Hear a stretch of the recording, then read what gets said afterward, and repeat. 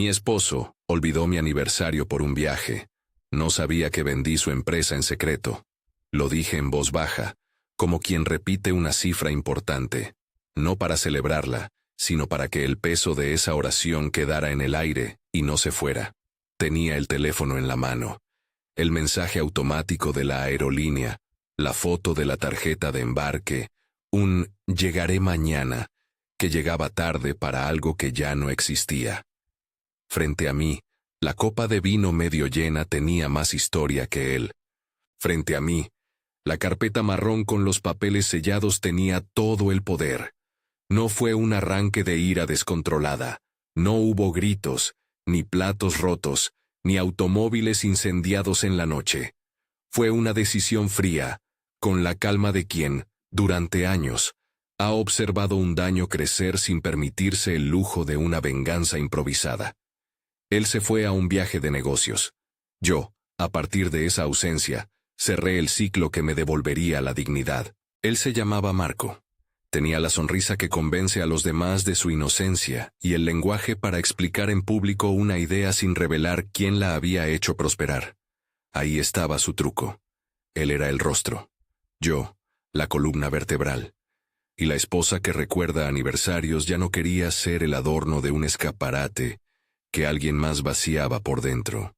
Cuando nos conocimos, conté lo que todos creen: sacrificio, trabajo, una idea que se convirtió en empresa. No me gusta la autocomplacencia, pero lo diré claro. Yo construí la base. Lo que aprendí luego fue que construir no es lo mismo que poseer. Aprendí que en el mundo de las apariencias, las escrituras se escriben donde nadie mira, y que la palabra nosotros a menudo significa yo, para quien tiene voz y regalos caros. Pequeñas humillaciones fueron la escalera. El primer año fue un comentario en una cena familiar. Tú trabajas, claro, pero él hace negocios de verdad. Sonreí. El segundo año fueron las transferencias inexplicables del departamento, las cuentas que nunca vi o que siempre se arreglaban, porque, según su argumento, yo no tenía tiempo. El tercero fueron las llamadas interceptadas por un buzón, llamadas que me dejaban fuera de decisiones, invitaciones que llegaban tarde, promesas que se evaporaban. Y sin embargo, yo seguía sosteniendo las piezas, pagaba proveedores, firmaba contratos menores, entendía el flujo de caja como quien respira. No me di cuenta de lo profundo hasta que vi las notas. No fue un solo cheque. Fue una costura hecha con hilos finos, préstamos a empresas que no existían, pagos a sociedades pantalla, facturas por servicios que nunca habíamos vendido. Al principio pensé, error. Después, patrón. Y cuando se juntaron los patrones, supe que había una red. Lo que muchos no ven es que, cuando decides no confrontar de inmediato, adquieres algo más peligroso y poderoso: información. Esa información, cuando se pule, corta como un bisturí quirúrgico. Me dediqué a pulirla. Algunos años atrás había tomado una decisión que hoy funcionaría como palanca. Registré una sociedad de cartera. No fue para esconder, ni para jugar sucio. Fue por prudencia. En mi época de independiente, antes de la gran oficina, antes de las cenas con fotos en redes sociales, alguien me presentó la idea de separar los activos personales de la operación. Me pareció sensato. Lo hice con abogados, con cuentas transparentes, con todo en regla, y la sociedad quedó a mi nombre. Fue una especie de seguro, un cajón legal donde guardar lo que era mío y, a la vez, un paraguas en caso de tormenta. Nunca lo usé en público. Lo mantuve apartado porque creía que la paz del matrimonio valía el silencio. Con el tiempo, sin embargo, entró una variable que no había previsto.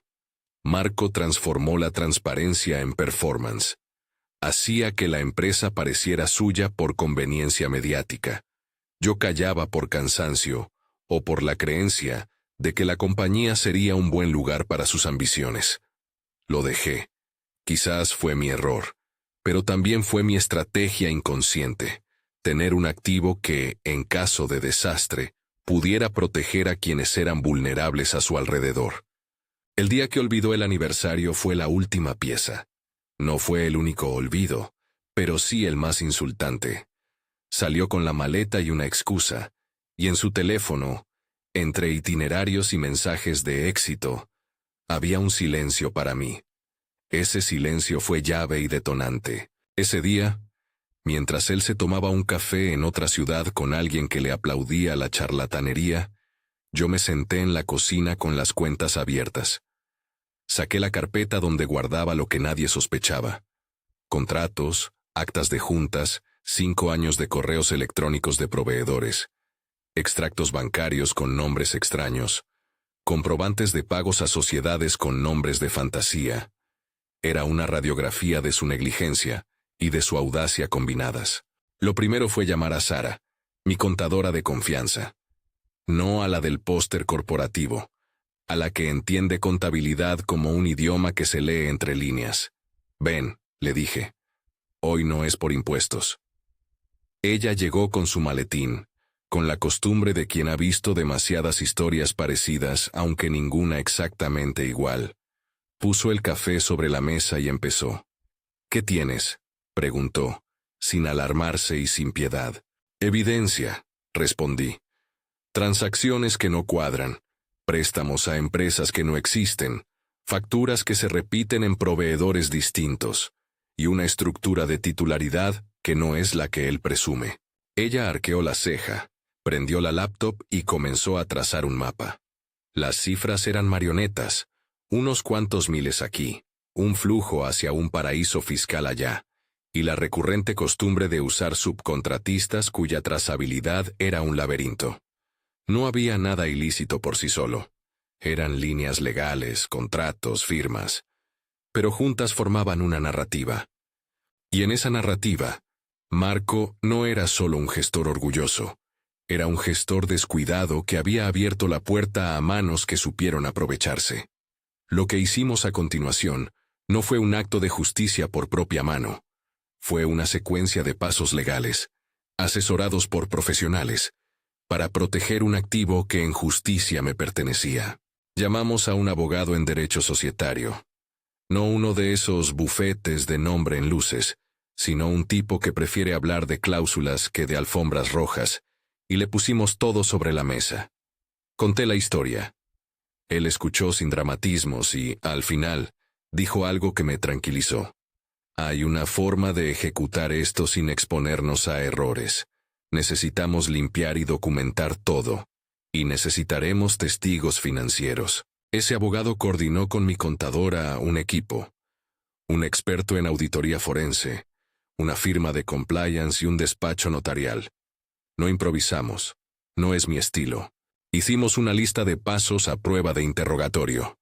Verificar ownership, comprobar flujos, certificar contratos de compraventa y, lo más crítico, demostrar que la sociedad de cartera, la que yo había registrado años atrás, y cuya existencia Marco desconocía por motivos que él mismo había ayudado a crear, tenía participación real y legal en su empresa.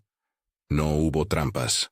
Hubo posibilidad legal. Mientras ellos trabajaban en una oficina con luz fría y café peor que el de casa, yo preparé la escena externa. Sabía que la humillación pública tendría más fuerza si la familia estaba presente. Sabía que el orgullo necesita un público. Por eso, callé. Dejar que Marco se fuera, dejando el aniversario a un lado, era la distracción perfecta para que nosotros hiciéramos el movimiento en privado. No me malinterpretes. Vender la empresa no fue un acto de rapiña. Fue un acto de protección y de restauración. Cuando la auditoría forense dejó claro que la compañía estaba siendo usada como pantalla para desvíos y que el riesgo para terceros era inminente, la opción legal más responsable fue transferir la titularidad a un tercero fiable que pudiera poner orden y, de paso, impedir que Marco siguiera tomando decisiones dañinas sin supervisión. Así lo decidimos con el equipo legal. Transferir el paquete de control a un comprador institucional, con cláusulas que obligaran a investigar las irregularidades detectadas. Esa venta, por cierto, Iba a dejar rastro y a abrir puertas para que las agencias reguladoras revisaran lo que hubiera que revisar. Cuento esto ahora porque hay quien confunde sigilo con mala fe. No hay nada más público que una venta bien documentada, contratos, firmas, notarios. La diferencia estuvo en que Marco estaba en otro avión cuando firmamos. Y la diferencia moral estuvo en que yo, que había sentido el esfuerzo en las manos y la negligencia en los bolsillos ajenos, no estaba dispuesta a esperar más. La familia, por su parte, tenía la precisión de un reloj suizo para el desprecio. Valeria, mi suegra, que todo lo arregla con labiales y comentarios filosos, siempre había sabido cómo convertir un logro mío en un chiste de sobremesa. Recordaba claramente la cena en la que, con voz ampulosa, dijo: «No te preocupes por los números, querida. Deja las cuentas a los que saben».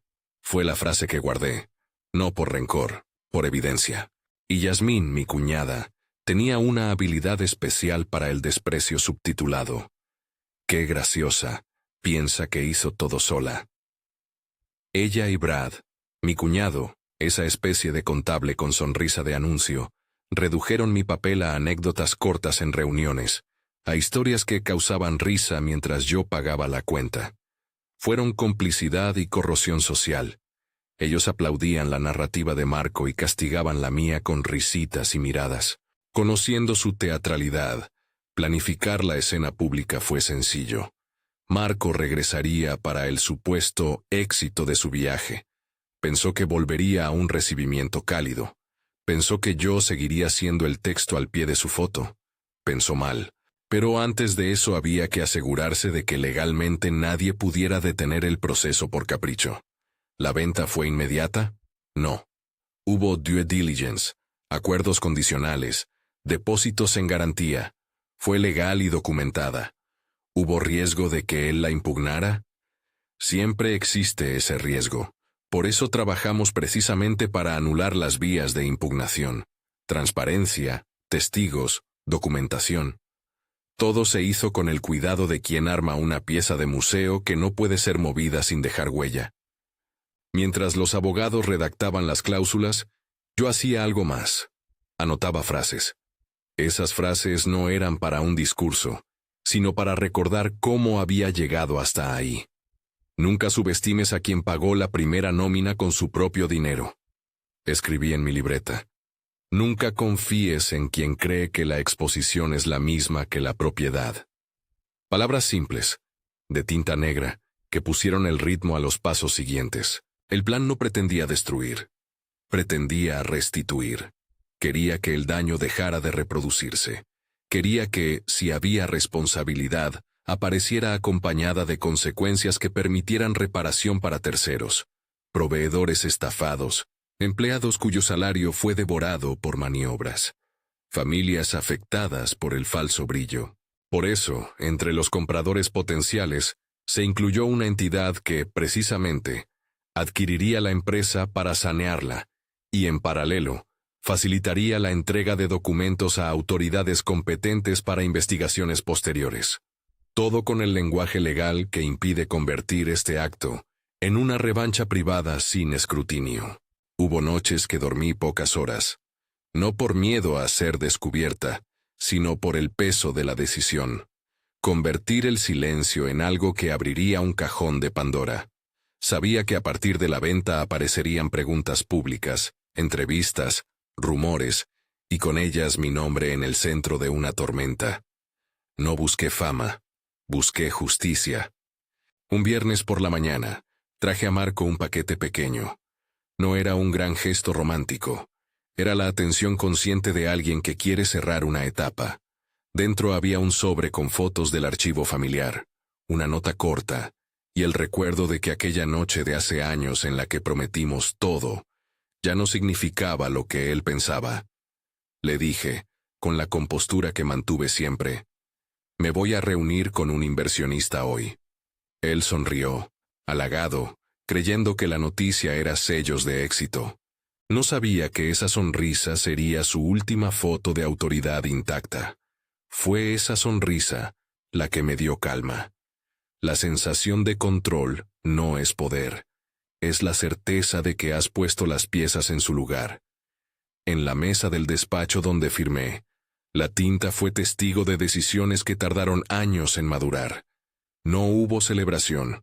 Hubo un acto administrativo y después un café mientras el notario sellaba. Lo que había logrado no se sentía como victoria ruidosa. Se sentía, en cambio, como respiración después de una larga inmersión. Lo más importante, la transmisión de control estaba blindada. No por bravura, sino por documentación y por los nombres de quienes aceptaron comprar. Una firma con reputación. Un grupo que no compra peligro, sino que compra activos para sanear. Era la garantía de que las irregularidades serían expuestas con quien sabría verlas. Esa tarde, cuando pude, llamé a mi madre. Le dije la verdad con pocas palabras. Ella no gritó ni abrazó. Hizo algo más efectivo. Recordó que yo no era una mujer que construyera y dejara que otros la redujeran al silencio. Me dijo, hazlo por las personas que confiaron en ti. Hazlo por ti. Y al colgar, su voz quedó resonando como un eco corto y firme. Antes de que Marco regresara, pusimos en marcha el siguiente punto: la preparación del momento público. Su familia tendría que estar presente. Valeria organizó la cena sin pensar que esa mesa sería el teatro de su humillación. Yasmín trajo sus palabras con esa mezcla de sonrisa y veneno. Brad aseguró la logística técnica, sin saber que la misma plataforma que organiza celebraciones ahora sería el espacio donde todo se desmoronaría. Y aquí, en este punto te pregunto, si alguna vez te han subestimado por tu origen o por tu trabajo, quédate conmigo. Dale like si te identificas con la paciencia que se volvió estrategia. Quédate, porque esto no es solo una historia de venganza, es una lección sobre cómo proteger lo que has construido. Después del CTA, breve y directo, volví a la carpeta marrón. Revisé los contratos otra vez. Miré las cláusulas que protegían el proceso de venta y la cláusula que obligaba al comprador a iniciar auditoría interna. Esa cláusula era la que garantizaba que todo lo sospechado sería investigado. Con ese pie, habíamos creado la posibilidad de que terceros, con sus luces y su ley, pusieran orden. Las cajas de documentos ocupaban una pared completa en mi despacho. Había nombres, fechas, sellos de notaría. Había evidencias de transferencias a compañías que, al traspasar los papeles al comprador, iban a quedar bajo lupa. Lo que hacía la diferencia entre un rumor y una investigación no era la conversación en un grupo de WhatsApp. Era un certificado notarial que decía, esta empresa ahora es de X, y X en nuestro expediente. Era una entidad con interés en sanear y colaborar con las autoridades. Pasaron las semanas como páginas de un libro que yo no quería leer rápido. Firmas, más firma, notificaciones, más notificación. Hubo momentos de espera que eran como silencios antes de la caída del telón. En cada uno de esos silencios me veía a mí misma, una mujer que no había gritado su dolor en la mesa, pero que había convertido el dolor en una herramienta. Hubo quien me preguntó si me sentía feliz cuando se anunció la venta. No, no se trata de felicidad, se trata de alivio. Felicidad habría sido si las pequeñas cosas no hubieran sido violentadas. La confianza, las cuentas pagadas con retraso porque alguien decidió desviar dinero, las humillaciones en reuniones. Alivio porque ese mecanismo ya no estaría en manos de un hombre que prefería el espectáculo a la responsabilidad. Mientras tanto, Marco volvía. Le vi entrar por la puerta de la casa con las maletas que lo delataban, marcas caras, franelas bien dobladas, la expresión de quien ha sido ovacionado en un evento y cree que vuelve con la medalla. Lo recibí en la sala. Le miré sin odio y sin compasión dramática. Solo observé. Las palabras que tenía reservadas para la cena pública no las dije allí. Preferí dejar que los papeles y la formalidad legal hicieran su trabajo. Esa noche, él cenó con su familia como en los mejores tiempos de sus apariencias. Entre risas elevadas, copas que tintineaban y anécdotas reconstruidas para el público, sostenía la misma pose que siempre le había funcionado. la de quien dirige la orquesta. No sospechaba que alguien había cambiado la partitura. Antes de que la mesa se rompiera en un descubrimiento público, había que preparar el momento de exposición, el lugar, el discurso, el timing. No todo sería confrontación. Parte del objetivo era que la familia viera, con documentos en mano y con la serenidad de quien no busca espectáculo sino reparación, lo que había ocurrido. La humillación, si de eso hablábamos, debía ser el reflejo de una verdad que ya no podía sostenerse. Guardé la calma. Me puse un vestido sencillo. Preferí no dramatismos. Quería que mi postura fuera la de quien ha decidido no perder la compostura por haber perdido la confianza. Quería que las miradas fueran hacia los papeles, no hacia mis ojos. Y en la arena de la sala, esperé, mientras el reloj marcaba los minutos que separan la tranquilidad de la tormenta. La tensión crecía como cuerda que se estira. En cualquier segundo, la escena pública que habíamos preparado podía convertirse en un escándalo mayor. En cualquier segundo, la familia podía intentar deshacer lo que se había hecho. Y en cualquier segundo, alguien podría perder no solo estatus, sino libertad financiera. Con el teléfono en la mano y la carpeta en el regazo, revisé una vez más la lista de hechos que íbamos a presentar. No eran acusaciones lanzadas al azar. Eran evidencias. El equipo legal había preparado una exposición clara. Cronología de transferencias, contratos con partes vinculadas, certificados de titularidad. Cada punto tenía sello y firma. Y mucha, mucha paciencia. Allí, en esa calma tensa, cerré la primera puerta que necesitaba cerrar. Firma tras firma, documento tras documento. Respire. Sabía que, cuando comenzara la exposición, no habría marcha atrás.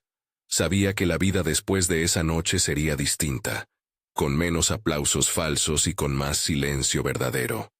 Sabía también que empezaría el juego en el que las reglas son otras. La ley, la opinión pública, la limpieza de un desastre que alguien más había creado. La puerta del comedor se abrió. Llegaron risas, copas y la certeza en la voz de Valeria de que todo transcurría como debía transcurrir. «Mira lo orgulloso que estoy», le dijo a una amiga, y esa frase me sonó como un reto. En mi bolsillo, el documento que certificaba la venta brilló, no por su valor monetario, sino por su capacidad de cambiar destinos. No voy a contarte, todavía, el estallido. No es el momento. Lo que te entrego ahora es la calma antes de que la verdad quede ante todos. Lo que te entrego ahora es la sensación de la tinta fresca en mi mano, del sonido de un sello al presionar, del café frío en la mesa que nadie había notado. Te dejo con la respiración contenida de una familia que cree que la noche será otra vez la misma. Y con esa respiración sostengo mi presencia en la sala. Porque a veces ganar no es gritar. Es soportar la espera con la cabeza alta y los papeles en regla. La puerta del comedor se abrió y entraron risas, copas y la certeza en la voz de Valeria. Sentí la gravedad de la escena como si fuese una moneda que lentamente caía hacia abajo. Todo estaba dispuesto para la función. Luces tenues, mantel inmaculado, platos que brillaban de tanto pulirlos. El teatro perfecto para quien necesita audiencia para sentirse legítimo. Marco pasó junto a mí con esa sonrisa mecánica que conoce los reflejos favorables. Me rozó la mano con la suya sin mirar. Supuso que mi silencio era complacencia. Él no sospechaba que mi quietud era el paso previo a algo más poderoso que un grito, la presentación de la evidencia. La cena comenzó con los gestos de siempre. ¿Otra copa? Cuéntanos del viaje. Y con anécdotas que me sonaban a guiones repetidos durante años. Brad, con su sonrisa de tablero publicitario, se preocupaba por la tecnología de la empresa y comentaba métricas que sonaban a jerga para impresionar. Yasmín reía en el momento justo, preparando la puntuación de sus comentarios venenosos. Valeria presidía la mesa como si cada bocado fuera una coronación. Esperé hasta que el café estuviera servido. Entonces me levanté. Mi voz fue la de siempre, tranquila, algo más fría que la de la mujer que alguna vez buscó consuelo en la explicación. No era una petición de atención, era la única verdad que necesitaba ser escuchada. Quisiera decir algo, dije. No por espectáculo, por responsabilidad. Hubo un ceseo de sorpresa. Marco frunció el ceño, atisbando una nota de incomodidad que no tardaría en volverse alarma. Tomé la carpeta marrón, la abrí, y puse en la mesa un ejemplar de la escritura de compraventa, sellada y rubricada. No era un documento cualquiera, llevaba la firma del comprador institucional, la lista de cláusulas, y en una portada notarial, la certificación de que la operación había sido concluida. Mis manos estaban firmes. Esta empresa ya no pertenece a Marco, dije. Fue vendida hace 2 semanas a un grupo que se encargará de sanearla. Esto no es una venganza, es una medida protectora. La reacción fue rápida y teatral. Valeria dejó la cucharilla en el plato con ruido seco. Yasmín parpadeó como quien espera que una broma necesite remate.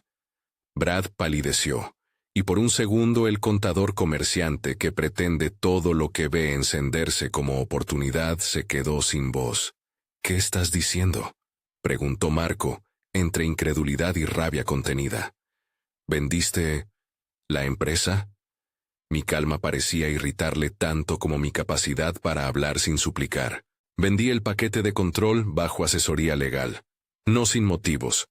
Antes de que salten a conclusiones, llamamos a auditores. Hubo irregularidades. No lo hice para arrancarle nada a nadie. Lo hice para impedir que se siguieran cometiendo daños. El comprador está obligado a iniciar auditoría y colaborar con las autoridades.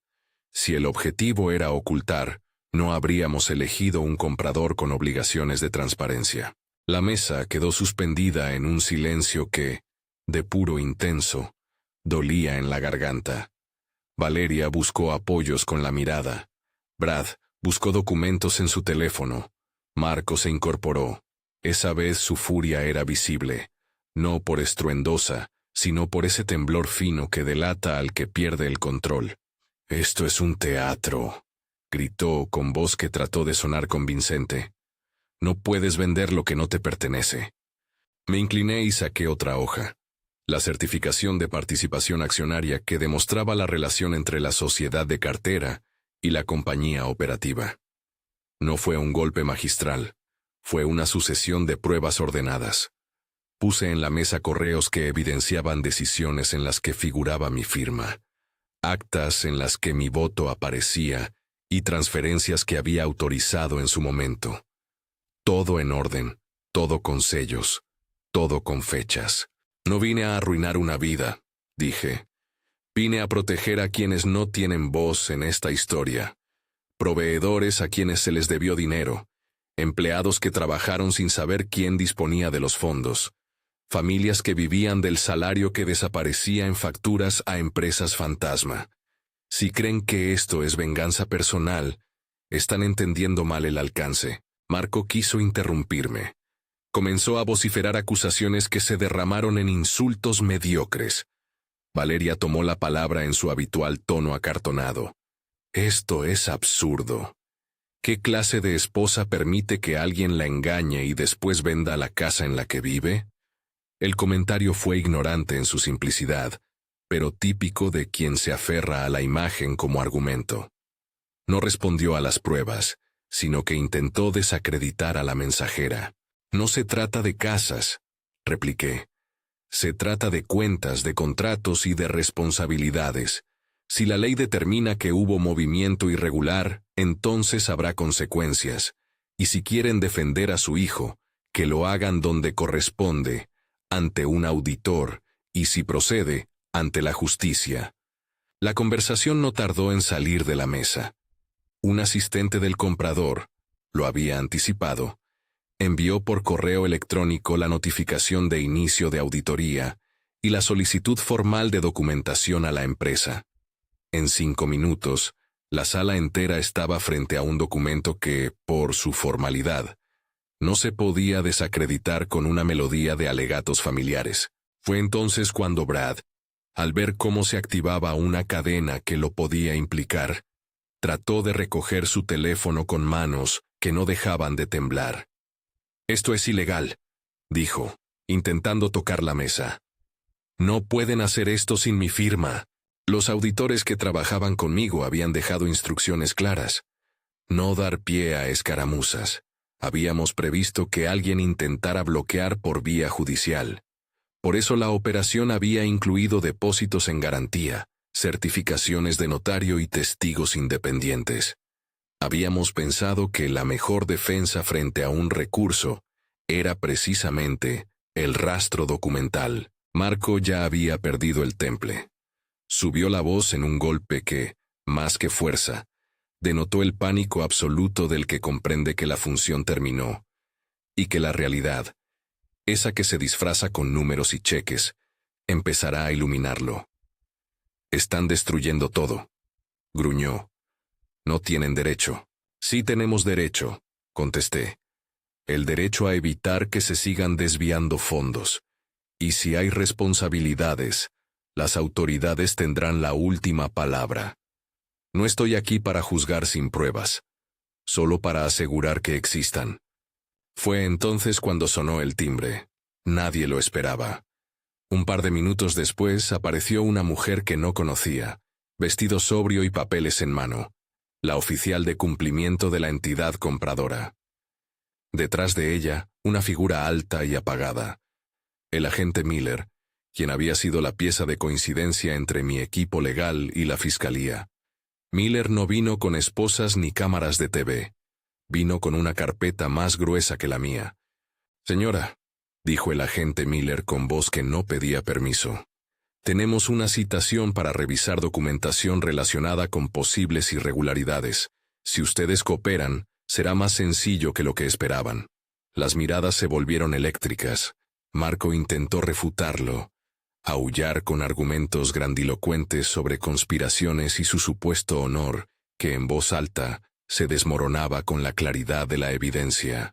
La presencia del agente Miller fue menos dramática y mucho más demoledora que cualquier arrebato. No hubo órdenes en la sala. Hubo una calma técnica que tétricamente apagó a la narrativa teatral. La ley hablaba en lenguaje de sellos y delaciones. La familia lo entendió como quien ve bajar la cortina lentamente. La semana siguiente fue una sucesión de actos procesales. La empresa entró en manos del comprador y en paralelo se activó la notificación a autoridades regulatorias. La entidad compradora proveyó de manera voluntaria la documentación al Ministerio Público y a la autoridad fiscal. Contadores forenses trabajaron junto al equipo investigador. Se emitieron citaciones y se comenzaron a abrir cajas que en un momento parecieron cerradas con demasiada indiferencia. No voy a detallar la burocracia porque tiende a aburrar, pero sí diré esto. Cuando un proceso es transparente y está bien documentado, las rutas de investigación son eficientes. Y cuando las cifras se enlazan con nombres, no hay grito que logre disolver la claridad de un flujo bancario. Brad fue el primero en verse acorralado. Las pruebas que mi equipo y los auditores encontraron no eran solo números, eran conexiones. Beneficiarios que aparecían en listas de transferencias y, en algunos casos, contratos firmados con empresas de fachada donde Brad, sorprendentemente, figuraba como asesor informal. No digo que todo fue fraude consciente. Digo que las pruebas apuntaban a su implicación directa en movimientos que hoy se revisaban con lupa. Brad fue citado. No culminó en arresto inmediato, pero sí en medidas cautelares sobre algunas cuentas y una orden de presentación reiterada. Marco, por su parte, intentó usar la vieja táctica, la pose del hombre que convence a los demás de su inocencia. Dio entrevistas improvisadas a amigos por teléfono. Escribió mensajes a empleados intentando recuperar su posición moral. Publicó historias que parecían ensayos de arrepentimiento calculado. Nada funcionó con la fuerza de la documentación. Cuando la auditoría encontró transferencias a empresas que coincidían con pagos que se testimoniaron en actas internas, el patrón quedó hilado. Mi sensación no fue de triunfo, fue de alivio. Había más en juego que la derrota de un marido. Eran vidas, sueldos y contratos. La prensa llegó, por supuesto. Lo hizo en el punto entre la curiosidad y la expectativa. No mercado sensacionalista, sino titulares que buscaban la historia humana detrás de la caída. Me llamaron para entrevistas. Rechacé algunas. Acepté otras con la condición de no convertir la experiencia en un show. Mi objetivo no era viralizar dolor. Era explicar la mecánica de prevención y cómo una persona que había construido desde abajo no se quedó mirando mientras se institucionalizaba la estafa. Hubo quien intentó pintar la historia como la de una mujer que se vengó. Yo traté de orientarla hacia algo distinto. La historia de alguien que usó las herramientas del sistema para detener un daño. En las entrevistas repetí lo mismo. La importancia de la documentación, la necesidad de asesoría profesional y la tremenda diferencia entre actuar desde la rabia y actuar desde la ley. Mientras la investigación avanzaba, se empezaron a revelar nombres asociados al entramado. No todos terminaron en la cárcel. Algunos perdieron prestigio, otros perdieron contratos y el acceso a redes que les habían servido para legitimidad. Hubo empresas que cerraron líneas de crédito, hubo cuentas congeladas y hubo proveedores que, por fin, empezaron a recibir atenciones. No fue inmediato ni perfecto. La justicia, como sabemos, es un tren que a veces tarda en llegar a la estación correcta. Pero llegó. Mi entorno cambió. Algunos amigos que antes se reían de mis historias me llamaron para disculparse. Otros se quedaron en silencio. Quizá porque la incomodidad de admitir que habían mirado al lado equivocado era más grande que su necesidad de reparar. Valeria, esa madre que alardeaba sobre el brillo de su hijo, dejó de salir a eventos por un tiempo.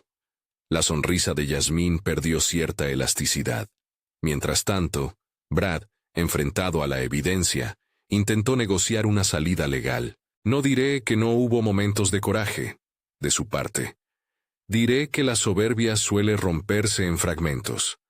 Los días siguientes a la venta fueron una mezcla de trámites y de decisiones sobre qué hacer con los fondos.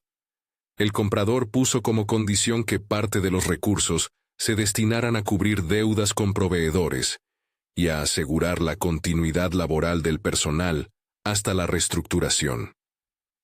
Yo insistí en que se reservara un porcentaje para indemnizar a quienes habían sufrido por la negligencia. No fue una cuestión de caridad. Fue una cuestión de justicia reparadora.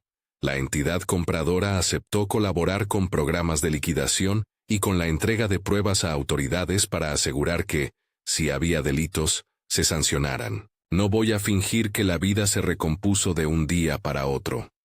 Hay heridas que tienen forma de papeles que se tardan en cerrar. Existen contratos que tardan en renegociarse, empleados que aún tienen dudas y proveedores que exigen garantías. Sin embargo, la estructura de cuidado que montamos con los nuevos propietarios fue el inicio de la limpieza. En privado hubo conversaciones amargas. Marco vino a pedirme explicaciones que no buscaban entender. Buscaban recuperar un pedestal.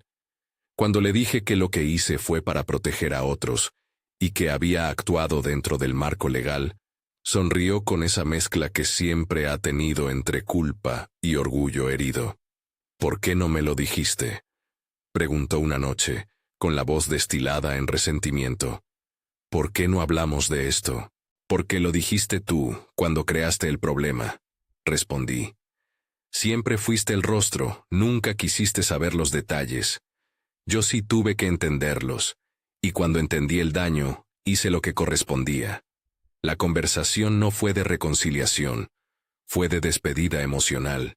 No había lugar para vuelta atrás, no por sed de castigo, sino porque aprendí que algunos puentes no merecen el trabajo de reconstrucción. Los meses siguientes trajeron episodios más públicos, comparecencias formales, llamadas de antiguos socios que querían desvincularse, y la aparición de consultores que se ofrecían para ayudar. El comprador, que había entrado con intención de sanear, inició auditorías internas que rápidamente revelaron prácticas cuestionables. No era todo oscuro. También emergieron empleados que habían intentado denunciar y habían sido ignorados. Por su valentía, algunos recibieron protección y un trato preferencial para continuar en la estructura saneada. Hubo quien me dijo que la humillación fue pública e innecesaria. Entiendo esa lectura, pero la humillación que yo busqué exponer no fue la de la persona, sino la de la práctica, el engaño que había permitido que la empresa funcionara como pantalla. Si eso debía pasar por la incomodidad de un público familiar, prefería que se viera la luz antes que la sombra siguiera creciendo. La comunidad reaccionó en formas inesperadas. Proveedores que llevaban meses sin cobrar empezaron a recibir pagos, gracias a fondos liberados por la operación. Un grupo de exempleados que temían por su futuro encontraron en la nueva administración la oportunidad para un plan de continuidad.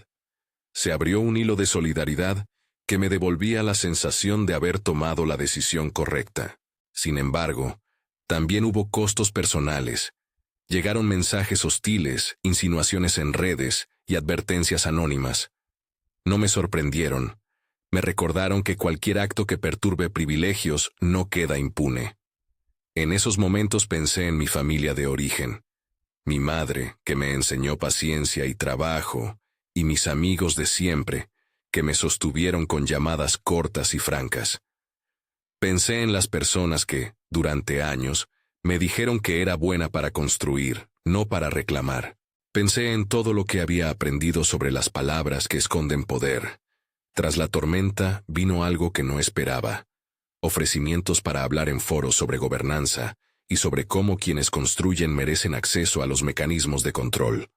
Fui invitada a participar en mesas donde se discutía la transparencia empresarial. Acepté en la medida justa, no porque quisiera aparecer en escenarios, sino porque veía en esas conversaciones la posibilidad de evitar que otras personas pasaran por lo mismo. Si mi historia servía para enseñar cómo proteger activos legítimos y cómo documentar para prevenir fraudes, sería más útil que cualquier venganza. Con parte de los fondos de la operación, puse en marcha una iniciativa pequeña pero concreta, una asesoría pro bono para mujeres emprendedoras, que dificultara la desprotección frente a quienes se quieren apropiar del esfuerzo ajeno. No fue un acto heroico, fue práctico. Proveí acceso a abogados, a talleres de gobernanza y a auditorías mínimas para pequeños negocios. Les enseñamos a llevar libros, a separar cuentas y a comprender qué significa tener la titularidad real de lo que uno construye. No prometí que eso resolviera todos los problemas. Prometí que daba herramientas. La vida privada siguió su curso. Vendí la casa del matrimonio en una transacción aparte, con la serenidad de quien no necesita mantener la vitrina. Me mudé a un departamento más pequeño, con menos brillo externo y más luz natural. Compré una mesa de madera robusta y un sillón donde suelo leer. La libertad tiene un aroma más simple que cualquier lujo. La gente me pregunta a menudo cómo me siento. No es fácil resumirlo en una sola palabra. Siento alivio, por supuesto. Siento tristeza por lo que se perdió. Siento una calma nueva, la de no tener que medir mis pasos para agradar a quienes intentaron reducir mi participación. Hay noches en las que aún repaso las actas y pienso en las pequeñas humillaciones que fueron preludio de hechos más grandes. Pero la mayor sensación es de responsabilidad cumplida. Haber utilizado mis conocimientos y mis recursos para corregir algo que no debía seguir ocurriendo. A Marco le fue difícil readaptarse. Su rol público se esfumó. Su nombre dejó de moverse con la facilidad de antes. Hubo quienes lo apoyaron por lealtades familiares. Hubo otros que se distanciaron. El proceso legal avanzó con lentitud, como suele ocurrir en estos casos, pero con firmeza. No quiero actuar como juez ni como verdugo. Prefiero centrarme en lo que se reconstruyó. Puestos de trabajo, dinero pagado a proveedores, y la sensación de que, por una vez, la técnica y el derecho sirvieron para reparar daños. Valeria procuró reorganizar su prestigio con viajes y actos sociales. Yasmín encontró su camino en otra ciudad, intentando recomponer una carrera que había construido con la sombra de apellido ajeno. Brad, por su parte, enfrentó procesos administrativos que lo llevaron a acuerdos incómodos, y en algunos casos, a sanciones profesionales. La lección para ellos fue dura. Cuando el respaldo moral se desvanece, la ley puede convertirse en espejo irreversible. Con el tiempo, la novedad perdió parte de su dramatismo y se transformó en rutina.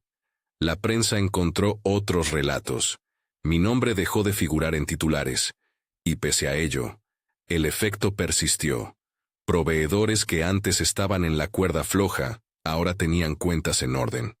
Empleados que temían por sus familias encontraron seguridad. Eso bastó. Una tarde caminé por la ciudad con la sensación de peso aligerado. Entré en una cafetería pequeña y me senté junto a la ventana. Observé a una mujer que discutía con paciencia los números de su pequeño emprendimiento con una asesora. Pensé en la pequeña asesoría que habíamos creado y en los ojos agradecidos de quienes habían recuperado la capacidad de decidir. Fue un instante sencillo, tomar conciencia del impacto mínimo pero real de lo que había hecho. No digo que no hubieran momentos de tentación por exhibir triunfo. A veces me encontraba sonriendo en silencio, imaginando la sorpresa en los rostros que me habían subestimado. Pero la verdadera satisfacción venía de saber que había legado algo útil. Una estructura que no permitía, fácilmente, que el lucro se convirtiera en excusa para el abuso. Las redes sociales no tardaron en alimentar nuevas versiones de la historia, algunas admirativas, otras críticas. Aprendí a no buscar validación en el ruido. Mi brújula fue siempre la misma: documentación, asesoría y la voluntad de reparar. En los días de mayor ruido publiqué un comunicado claro. No había odio, había responsabilidad. No buscaba celebridad, buscaba reparación. Hoy, cuando alguien me pregunta si volvería a hacerlo, respondo sin titubear: sí. No por sed de castigo, sino porque creo que quien construye merece protección. Y porque hay momentos en los que la inacción es cómplice. Hice lo posible por no convertirme en eso. Hay quienes me han dicho que el final fue amargo. La verdad es que la libertad tiene un sabor ambiguo, agridulce. Dejas atrás imágenes, costumbres y un pedazo de tu pasado que dolió. Pero ganas una claridad que, aunque fría, es honesta. Podría haber sido más ruidosa la venganza. Podría haber sido más virulenta la exposición. Preferí la legalidad, las pruebas y el recurso al sistema. Si eso suena estratégico, lo es. La vida, para mí, no admite impulsos que rompan la línea de lo justo. Antes de terminar, quiero que entiendas algo. No todo abuso tiene rostro masculino. Muchas veces se esconde en nombres de empresas, firmas y reuniones. A veces, la fragilidad económica de otros permite que se perpetúen engaños. El remedio no es el anonimato ni la venganza privada. Es la transparencia, los controles y la voluntad de quienes construyen de no ceder su voz. Termino con una imagen que me acompaña. Una mesa de madera, robusta, sin adornos. La veo a diario en mi departamento. Representa lo que siempre quise: funcionalidad y resistencia. Alrededor de esa mesa he firmado contratos, he recibido a mi equipo, he decidido donar parte de fondos a causas que prometen proteger a emprendedoras. Esa mesa no busca aplausos, busca servir. Si alguna vez te han subestimado por tu origen, tu trabajo o por la manera en que te ves obligada a callar, quisiera que te preguntes esto: ¿qué herramientas puedes construir hoy para proteger lo que has hecho? No te hablo de venganza, te hablo de documentos, de asesoría, de redes de apoyo. Y si alguna vez necesitas contar con alguien que te diga que es posible reclamar sin caer en la trampa del odio, aquí estoy. Comparte esta historia si conoces a alguien que ha tenido que proteger su legado. Comenta abajo si alguna vez te han subestimado y qué hiciste para acomodar tu propia defensa.